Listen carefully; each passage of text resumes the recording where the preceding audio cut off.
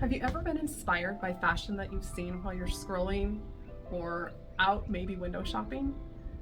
Well, I'm here today to share with you how you can use some of Love Notion's amazing patterns to replicate those looks. We call it pinspiration.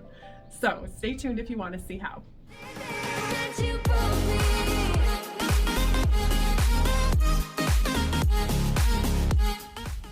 Hello, welcome to Love Notion's sewing channel. I'm Coy from Coytique Made, and this is my sewing room. So today we're going to be talking about one of my favorite things, and it's pinspiration. I love copying things I see and putting my own spin on it and changing things up just a little bit. And I love to use patterns that I know well and love, because then it makes it so much easier and so much more fun to copy the things I see in fashion. Now, since it is Friday, August 11th, that means it is Feature Friday. So we have a feature pattern, and that is the Summer Caye pattern. Now, some of you know that it just received an update, which means that it's available in more sizes. It's now available in sizes 0 through 32. I love this pattern, and one of the reasons I love it is because of this right here, the flat front finish. So it has an elastic back, and then it has a flat front, which I think is super duper flattering. And that's why I wanted to use it for this pinspiration that I'm going to show you. So a little bit about the Summer Caye pattern.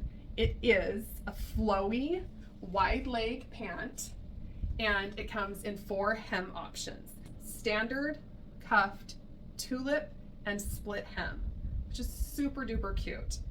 It also comes in a 6 and 9 inch short, as well as capri length and a full length. If you would rather not show any leg at all, you can just go full length. Now, the Summer Caye is great for those flowy fabrics like rayon challis and linen, even if you want something with a little more structure. Chambray is a great option as well. This right here that I made these in is a rayon, but I also have made some in like a crinkle synthetic blend, and I love those ones as well. This is a great pattern for beginners who are wanting to kind of stretch their skills a little more, but I really recommend this pattern for pretty much everyone, because you can just put your own spin on it and really make it your own. Now, for what I'm going to be showing you today is how I created a look that I saw from an online boutique and put my own spin on it. Now, when you do a pinspiration, things don't have to look exactly like the photo. The whole idea behind it is that you were inspired and you created something that worked for you while still kind of giving the aesthetic that you liked so much from the photo.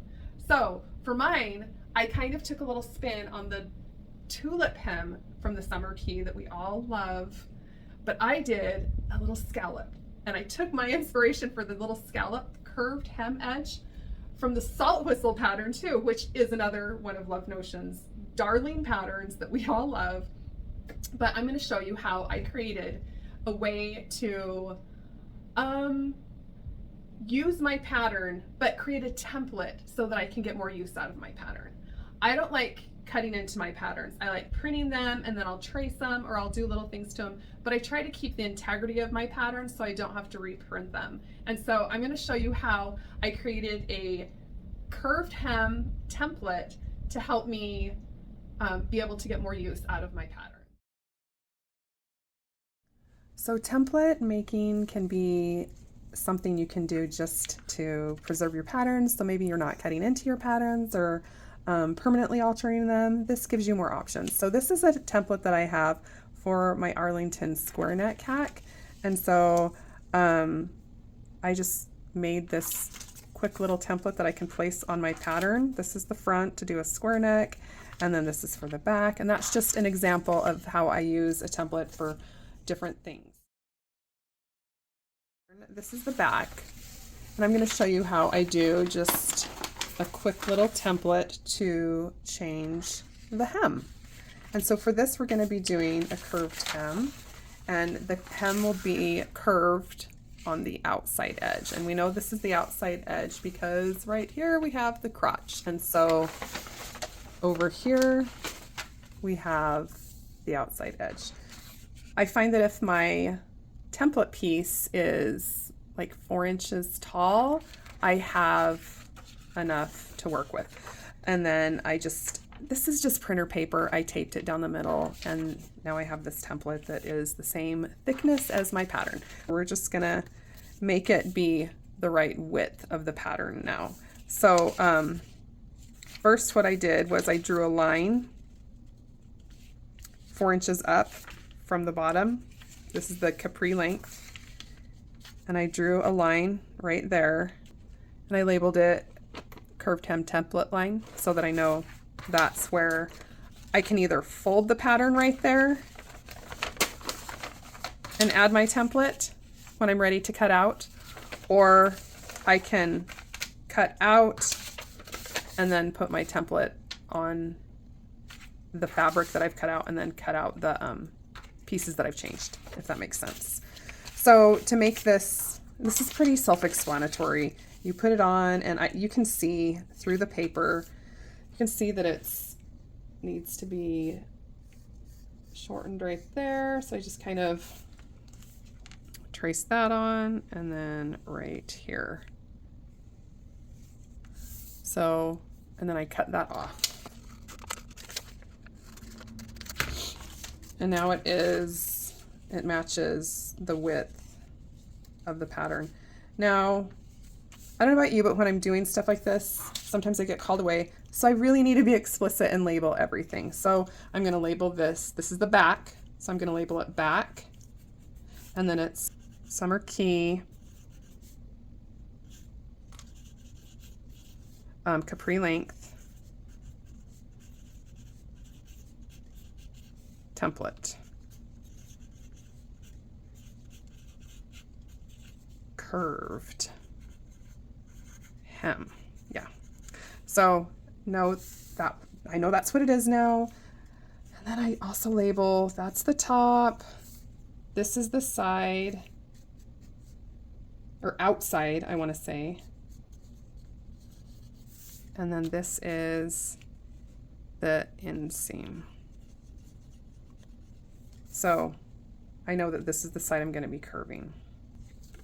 Okay, so now that I have that, you need to add in your seam allowance. And we know that Love Notions patterns have a 3/8 inch seam allowance. So I'm going to measure that in and mark it.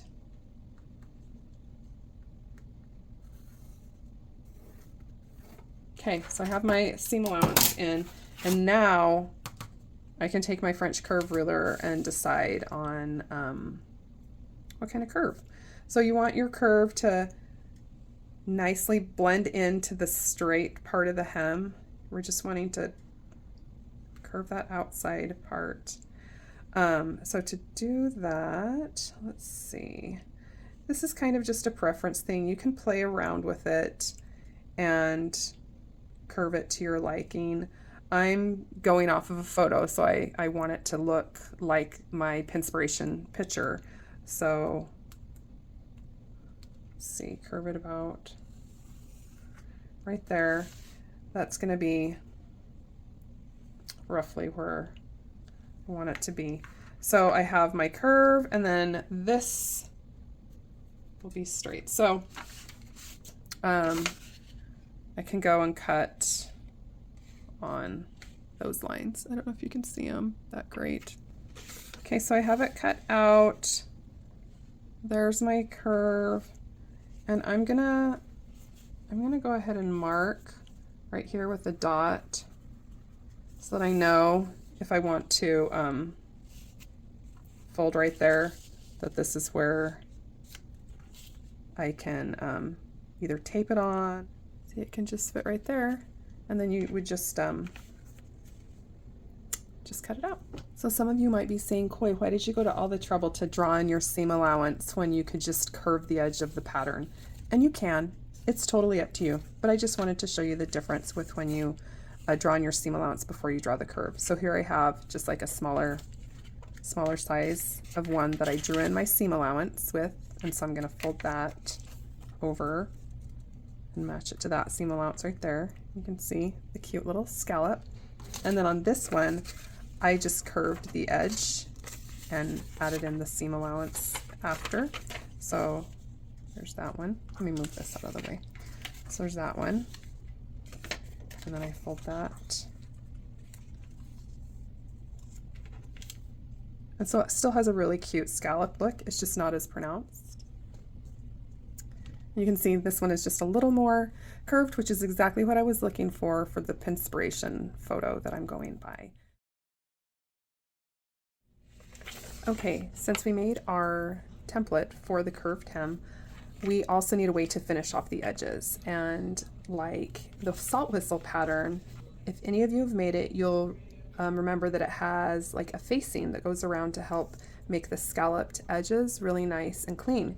So for our template right here that we made, we also need to have a facing to finish the edges. Now, you may be saying you could probably use bias binding, but I don't like bias binding. Sorry, I didn't want to use it. I thought it would make the edges look a little wavy. I'm not great at using it. I just prefer a facing. So if you are seeing this and you're wanting to do it and you'd rather use bias binding or bias tape, you can totally do that. I use a facing, and that's just what I prefer. And that's the great thing about sewing, is that we can do whatever we want. So to make my facing for this, all I did, it was really easy. I laid some tracing paper over my template and I traced the outside edge, and then using my clear ruler, I just measured up, and this is my facing piece that I made. So I'll just kind of show you what I did. It was really easy. So once I had traced the outside edge of my template, then I went in and measured from the edge up 2 inches. And I did it all the way down, and I just made a little dot on my tracing paper until I got to right over here. And then instead of doing 2 inches over right here, I moved it to where the seam allowance line is and did 2 inches over there. And that's how I made the curve. So I hope that makes sense. That's how I made my little facing piece. Okay, now that you've made your template, I'm going to show you how I use mine to cut out my pants. So this is the front, and I'm just going to cut it out completely and then just remove this pattern and put the template down here on the bottom 4 inches.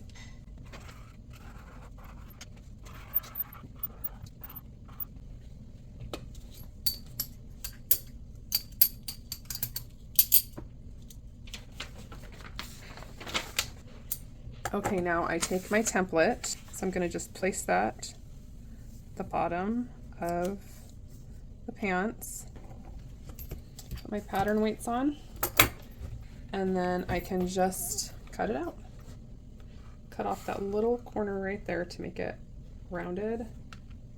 I'm actually going to use scissors to get this little piece right here.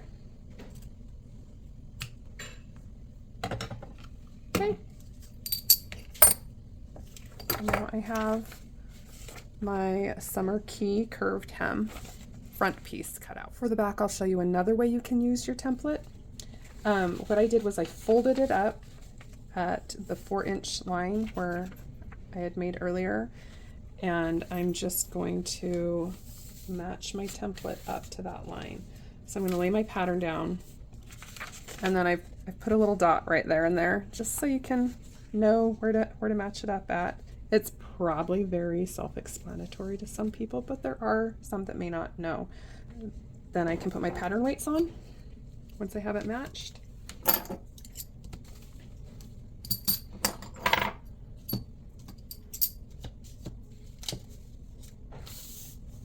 And it's ready to be cut out too. So those are 2 ways you can use a template once you've made it. Okay, these are my facings that I just showed you how I made, and I'm just going to cut them out with this little scrap of fabric that I have. And there's the selvage edge over there, so I need to cut them out the same way. Basically, I don't know if this makes sense, but it has to be cut out with the grain line going the same way that your pants were going. So I used my seam allowance line as basically my grain line, kind of like, so I'd remember that that's where the selvage edge needed to be. Like I didn't want to go and cut it out like going that way with the selvage, just because of this fabric. It's a rayon and it's like swishy and it moves a lot, and it would make it have like the pole going in different ways, and it would be a little more difficult to attach it to the bottom curved edge of my pants. So something to keep in mind when you're cutting out your facing is make sure that you're cutting it out with the selvage edge on the right side, so the green lines are going to match up with the pants too. Okay, so to assemble your facing and attach it to your pants, you sew a front side to, well, after you interface it, you sew a front to a back side so that it matches up with the pants, of course, and then you sew it on the side seams like that, so you have it in the round. And then I marked this, you can't really see it, I marked it with an F, so I knew that was the front. And then you iron your seams open. At least that's what I did. If you choose to not do it that way, you don't have to. However, right here on this edge, I feel that it works better with both the pant seams pressed open and these pressed open. So if you choose to not do it with the inseam side, that's fine, that's up to you. But it also helps it lay flatter if you have the seams pressed open. So now what I do is I match them up right sides together like that, and seams are pressed open like that. And I'm just gonna pin it on all the way around.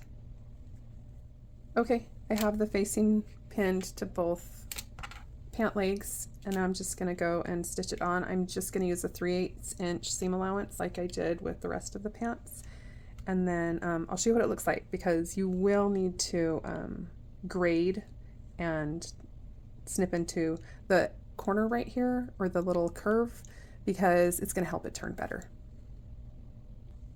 Okay, so I did stitch all the way around, and you'll notice I didn't finish the ends right here on the curve, and that's because I'm going to snip into them, and it's going to be completely enclosed once I turn this to the inside. So it didn't really need to be, plus it would add bulk, and I didn't want that. But you do need to finish this up here, this edge, the top edge, because it's not going to be encased. So now what I'm going to do is I'm going to just snip into these seams, so that, because it is a curve, and it will just help it flip better. And then right here, it's a little bit of a tricky spot. So what I did, or what I've done on another pair that I made, I snip right here and right here, and then I snip in a little more, like right there, to like follow the V, because it will help it turn better. Okay, so this is what it looks like now that I've snipped into that corner and removed that extra bulk, and then I snipped into the curve, and I've graded the seams back a little bit so that it makes turning it a lot easier. So now it will turn really nicely to the inside, and I can just go all the way around, pinning it in place, and then I'm going to actually iron it in place before I sew it. And pinned it in place and gave it a good press, and now I'm going to do a 1-inch hem all the way around to hold the facing in place. You can see it's going to look really nice. Okay, there it is. It's all done. I stitched straight around here. I think that ended up being more than 1 inch, but what I did was I just followed the facing, the edge of the facing all the way around, and I gave it this cute little squared seam line up at the top, which I really like with that cute scalloped edge. Can't wait to show you what it looks like on, show you all the details.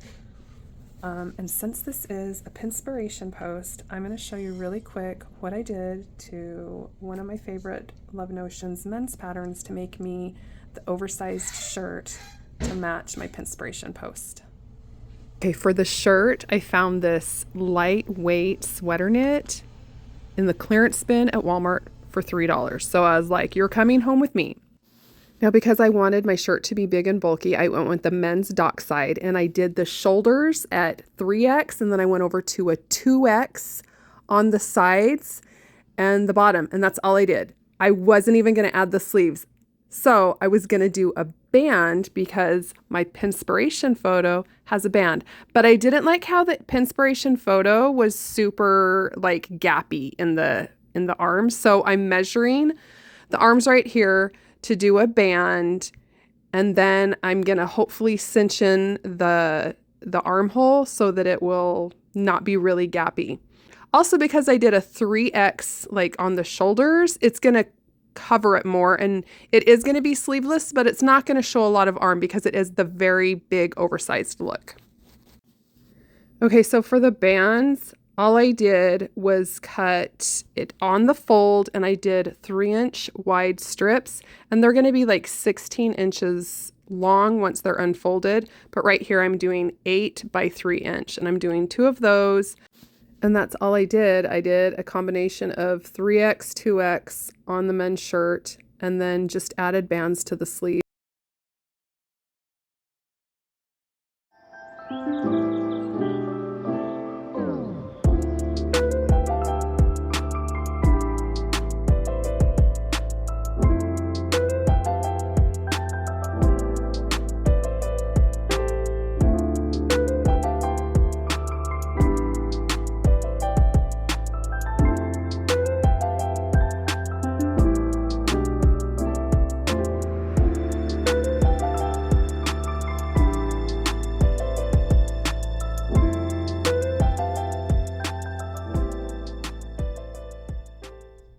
Okay, sewing friends, that is it for me here on the Love Notions Sewing channel. Hopefully you learned something new, maybe you feel a little inspired to sew those great trends you're seeing in fashion today. I went ahead and linked all the patterns that I talked about down below in the description. I also linked all my socials in case you want to follow me there. I did post on my Instagram another Pinspirational look that I created using the Summer Caye as well. So if you want to see that, go ahead and click on over. So thanks for following along today, and make sure you grab the Summer Caye pattern. Great pattern for summer, for all those vacations that you may still have planned, but it's $5 today for the Feature Friday, and that is today, August 11th, 2023. So make sure you go and do that. You won't regret it. It's a great pattern. Thanks for following along. Bye.